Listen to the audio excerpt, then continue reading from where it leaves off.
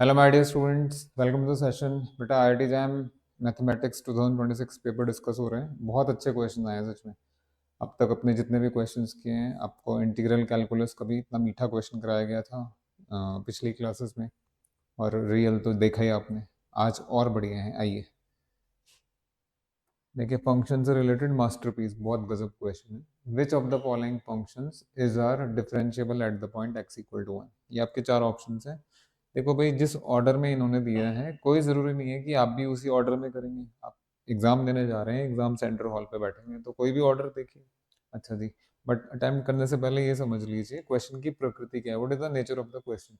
बेटा which of the following functions is R का मतलब ये मल्टीपल मल्टीपल करेक्ट हो सकता है, एक से ज़्यादा करेक्ट हो सकता है। एक होता है सिंगल करेक्ट वाला, उसको अटेम्प्ट करना फिर भी आसान है। इस तरह की चीज़ें वही अटेम्प्ट कर सकते हो जिसने गहराई में जाके पढ़ाई की हो, जैसे कि आप लोग। आ जाइए जरा।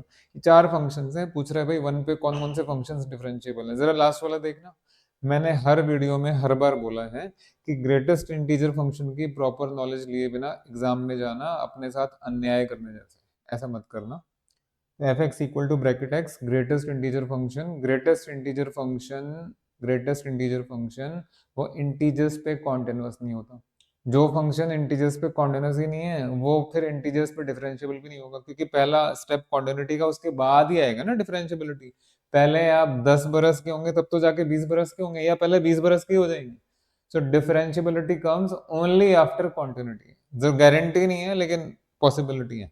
तो बेटा बिकॉज ये फंक्शन इंटीजर्स के ऊपर पर्टिकुलरली वन पे कॉन्टिन्यूअस नहीं है, तो ये वन पे डिफरेंशिएबल भी नहीं है। वो पूछ रहे कौन कौन से डिफरेंशिएबल है, तो इसका तो पत्ता साफ हो गया। सॉरी,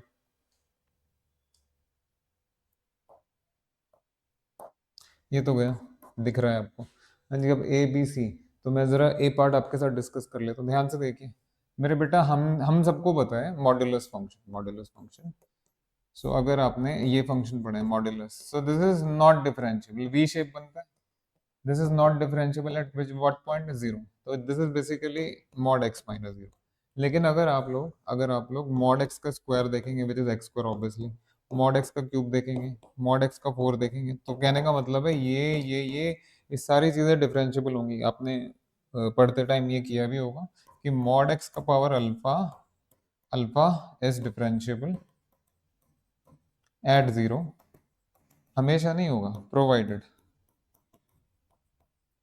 हाँ जी, हाँ जी, 100%, 100% करके देख सकते हैं आप। वो आप लिमिट वगैरह लगा के जैसे भी कर, ये जीरो पे आपका ये जो है डिफरेंशिएबल, डिफरेंशिएबल की बात कर रहा हूँ। जीरो पे डिफरेंशिएबल कब होगा, जब पावर आपकी एक से ज्यादा होगी, एक से ज्यादा होनी चाहिए।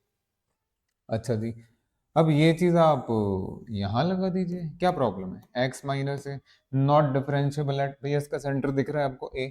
अगर वी शेप ग्राफ बनेगा, वी शेप तो ए पे बनेगा ना, ए पे बनेगा।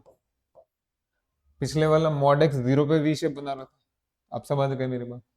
सो this is not differentiable at A. लेकिन अगर आपने ये ले लिया एक्स माइनस ए का स्क्वायर, एक्स माइनस ए का cube and so on higher powers के लिए, तो एक्स माइनस ए का पावर अल्फा है, ठीक है। अभी ये सब तो, अब ये सब नहीं किया हुआ है आपने तो कैसे करोगे यार, सरवाइव कैसे करोगे। आज की दुनिया में इतना कंपटीशन है। हमने तो क्लास में कराया भैया जो हमसे पढ़े हुए हैं। तो बेटा ये जो है यहाँ देखिए, पावर आपका मोर देन वन है, तो एक्स माइनस वन का मॉड्यूलस का third power, this is differentiable. ये तो राइट हो गया। क्वेश्चन अभी खत्म नहीं हुआ है, अभी खत्म नहीं हुआ। अब आपका बी और सी ऑप्शन, बी और सी ऑप्शन आइए।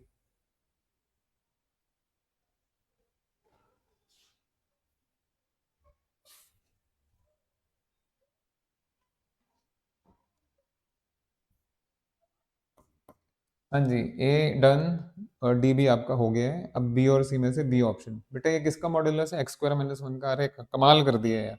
आजकल मैं बार्टल एंड शेरबर्ट्स की पूरी एक्सरसाइजेस सॉल्व कर करके इंटरनेट पे डाल रहा हूँ, यूट्यूब पे डाल रहा हूँ।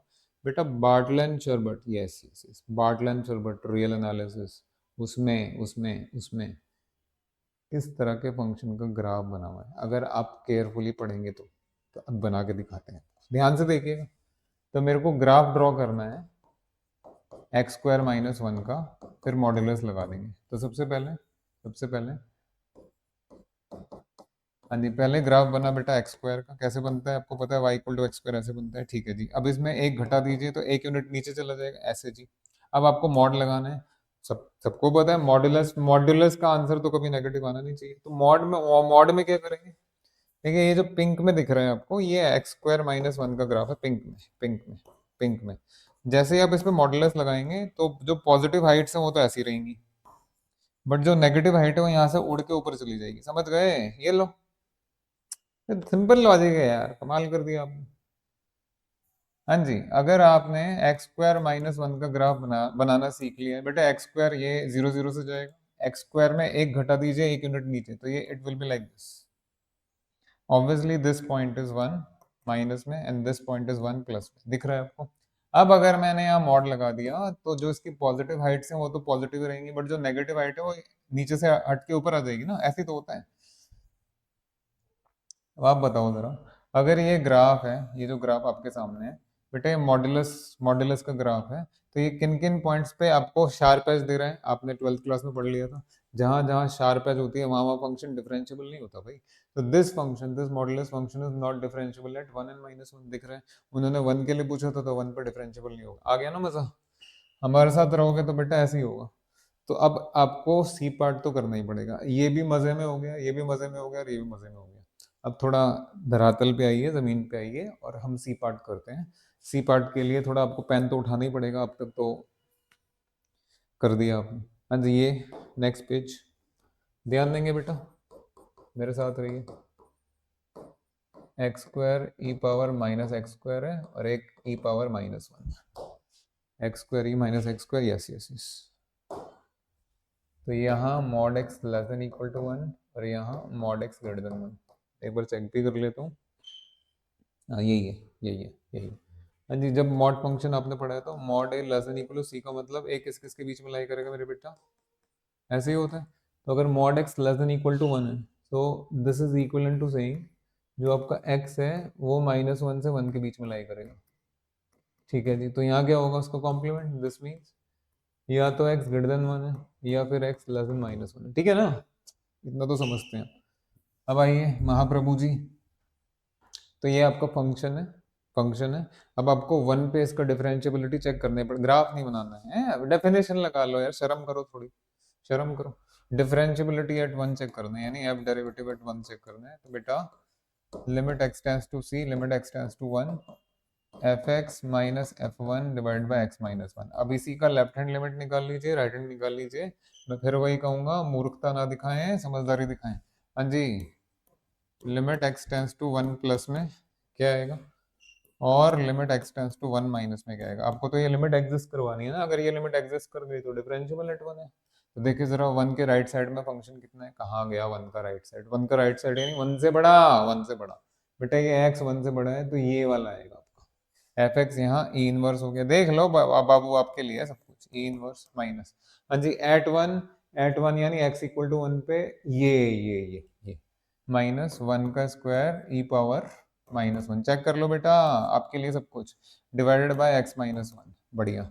अब 1 माइनस में आइए, 1 माइनस में क्या आप मुझे बताएंगे? 1 माइनस का मतलब 1 से पहले फंक्शन कितना है? 1 से पहले फंक्शन इधर आएगा ना, 1 से पहले ये।